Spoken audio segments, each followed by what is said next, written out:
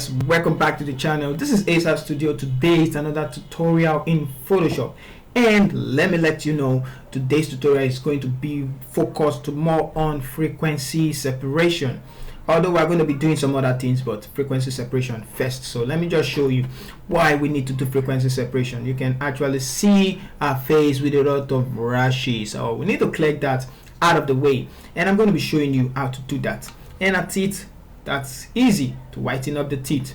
Okay, so first thing first, let's start. Let's see how we can actually get the picture to look like the way it's supposed to look in real life situation, and that will be used. We can fix that with white balance, I mean to say. So let's create the solid color adjustment layer, and this time around just click on any color and then turn it off. Double click on the sampler or the color tool, and then let's just pick a face, or pick somewhere that needs to be white. This time around our teeth, hit OK on the keyboard, turn it back on, and change the blending mode to divide. Okay, but this time around it looks too bright. Yeah, it looks too bright. Okay, so just double click again, open up, and then take it up till you find the sweet spot for it. I just feel like the highest point is the sweet spot, so I'm just going to click OK. So let's look at before and after for that, before and then after. This is just the way the real picture should look like with the white balance. Now we can see more details compared to the way it's actually looking, like a brownish kind of thing. Okay, so now we're going to do frequency separation, and for those of you who don't know how to do the frequency separation, you can skip this. You can actually look at this. For those of you who know how to do frequency separation, you can actually skip this step. So this is how to do frequency separation. Let's create this time visible layer. Sorry for my stuttering. Ctrl Shift Alternate E to create this time visible layer, and then after that we actually going to duplicate this layer twice. Ctrl J to duplicate. Let's name this one color, COLOR, enter, and I'm going to name this one texture, TEXTER. Let's just TEXTER, anyhow, just texture. Okay, just name it texture and color. Alright, so I don't want to get the places is actually dark, so that's why I'm misspelling. Okay, so color, texture, and after that I'm going to turn off the texture layer and then go to the color layer, go to filter, Gaussian blur, and I'm going to blur it out. That's too much, so just blur it out till where you feel like, yeah, you can actually see the blemishes again. So I'm just going to take it back a little bit. So somewhere like this looks fine to me. I'm just going to hit OK on the keyboard, and you can see the blur. And now turn on the texture layer back, go to image, apply image, and change the layer to color, and subtract, blending mode, subtract. Just take the settings and then click on OK, so you can see the texture has been separated from the image. Okay, from the color and the texture have been separated. Now I'm going to hold down Control and click on this one, and then I'm going to group it all together. I'm going to open it all. Now for the texture layer you use the clone stamp tool, for the color layer you use the mixer tool brush. But before that, let's change the color, the texture layer to linear light. Yes, linear light, sorry. So linear light, and it's going to bring back the image. Okay, so now I'm going to work on the color first. Pick up the mixer tool brush and let's brush over. Just zoom in and then just blend the skin color, and take time in doing this. Sometimes I avoid the highlights, so I don't want to lose the highlight, and you can see that most of the highlight is around that side, so I don't want to lose the highlights, unless the image is going to look flat. So I typically just work on the dark and places that is necessary.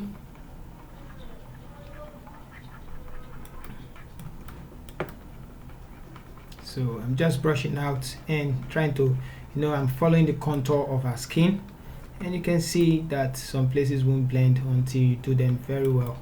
So I'm just trying to blend it to make it uniform. Okay, so it's actually solving like 50% of the problem we're having on our skin. So I'm just going to blend this place more, and this side Okay, so let's just quickly blend it. I'm going to zoom in over here, make the brush smaller, and then I'm going to blend it like this. Okay, so I think that place needs fixing. Yeah, right there. So I think we're going to do that soon enough. So let's just quickly blend this place. Like I said, I don't want the image to look flat. You can see that place is actually looking flat already, so I can hit Ctrl Z to undo that, and you can do that again. So now we have it back. So make sure you know places that are actually making your image look flat, and avoid that. So I'm just going to make this, so I'm just going to stop here for the sake of the tutorial. Let's just do a little bit of the neck area and blend it out. So avoid the highlight and the darker line, or less the image is gonna look, you know, darker. Okay, so that looks okay to me. So let's select the texture and go to the clone stamp tool, and I'm going to be holding Alt and, you know, fixing those blemishes. So some places are very small, so I'm just going to fix the places that are actually bigger. Hold down Alt and start clicking on them.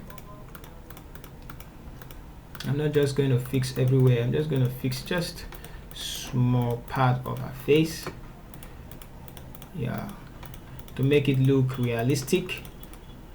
Hold down Alt, and I'm just sampling from different areas closer to it, and you can do, and I turned off the align tool here, so you can skip this part if you are not new to, you know, frequency separation. I'm just gonna quickly do the fix, so I can pause the video and quickly finish this up. Alright, so I'm done with the frequency separation. You can actually take your time and do more and more, so you can actually see some places I just looked away. I saw this one right here, so you cannot, I can fix it. Okay, so the more you look away, the more you look at, the more you pick actually the places you've not actually done. Okay, so this will be good. For the sake of the tutorial, I'm just going to leave this the way it is. So let's see before and then after. You can see before and then you can see after, how amazing it looks. I've not even added artificial skin texture, of which you can actually do that, but it's actually looking okay already. So that's how to do your frequency separation. And I set the blur to 10, and also just the texture, I actually just take the settings of the brush of the clone stamp tool. This is the settings I actually used, and then I made all that. So the next thing we're going to do is to apply a color lookup table, and this is a color lookup table that's actually available. It's a melanin skin lot, it's everywhere. So I'm just going to apply the melanin cube, and it's actually going to make the image look like this. Amazing, right? Yes. So this is before. I'm going to drag it out of the group. I'm going to take it up. It's just going to give it the real black and white melanin look, so you can see the before and after. And you can, the good thing about it, you can decrease the opacity of it, so you see before and then you see after. Okay, now before I actually do that, I'm going to create a stem visible layer. Control Shift Alternate E, create a stem visible layer. And on this stem visible layer, I just want to delete. Let's delete this one. We're going to get back to it, so I'm going to delete it, and I'm going to take it to the camera raw filter. Select this one, camera raw filter. So I'm going to be quick about this one, and on the basic tab I just want to increase the highlight, you know, just to make the picture look highlight. I'm going to decrease the white a little bit, and the shadows, is there any shadows? Just the black. Let's increase the blacks, and also decrease the shadows to create more contrast. Okay, the texture, let's increase the texture too, and we have that. And I'm going to close that for now. The color mixer, okay, so I will try to reduce the red, the saturation of the red, and that of the yellow, orange, and the rest just a little bit. and we can actually change the color of the blue, the hue of the hue.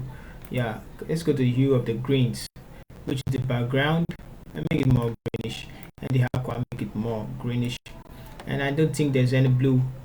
Saturation, let's increase the saturation of the greens and the aquas and the orange just a bit forward so you can see what's happening. Now we'll go to the calibration, and the calibration, I said I like taking the primary back for dark skin and taking the blues forward, and it just give it just kind of a rich tone. You can see before and then after. Yeah, it's actually good for black skin, and you can find a sweet spot. Just carry the greens to where the red is actually facing. Okay, so I'm going to click OK, and then Photoshop is actually going to replace that image with the one before, so you can see the difference between before and then the after. No more color grading. Now I can turn off my melanin skin, and it's actually going to come out like this. Amazing, right? Yes, amazing. So this I decreased to 47. You can actually reduce it to somewhere like 52, and I can merge it together, or I can leave it. So let's just create a stem visible layer like I used to do. Control Shift Alternate E to create a stem visible layer, and I'm going to hold and shift to this side, and I'm actually going to group it all together so we can see a before and after. But for this side, I want to brighten it up a bit, so I don't know what that is, but let's just see. Although I'm true, so just click on the hue and saturation and take this one and click somewhere around here, of which it has selected that part. Let's increase it and let's find the part, so it looks like somewhere like this. So like I said, let's try and find a sweet spot for it. Let's pick up and somewhere around there. Let's make it narrower and make this narrower too, and I'm going to shift it forward, so it's just selecting most of the places. And let's try it out. It's 0 here, and I'm just trying to increase the lightness of those sides, and you can see what's actually happening. Let's turn it off. It's not actually working. Would have done that in the black side, but I feel that's looking natural already. So if you want to fix that, you can actually use the hue and saturation. But I'm going to stop there, and I'm going to end the video. So let's look at before and after where I want to delete this. Okay, so now this is our before, and then this is our after. This is our before, and this is our after. You can see how the change is actually looking awesome. Okay.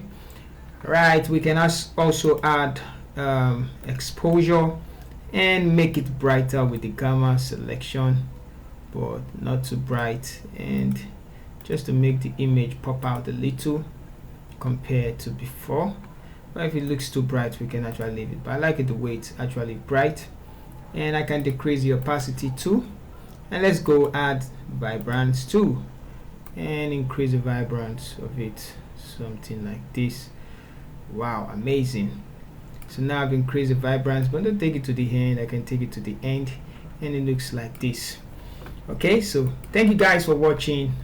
I'm gonna merge it together. I'll create a stem visible layer again, Shift and E, so I can group these, hold and shift and group these, and then group it together, turn it off, and you can see before and then after. Amazing. All right, thank you guys for watching. If you are new to the channel, kindly subscribe. If you like the video, kindly hit the like button and make a comment if you feel like you have something to comment about on the video. If not, see you in the next video. Thank you for staying tuned. Once again, this is ASAS.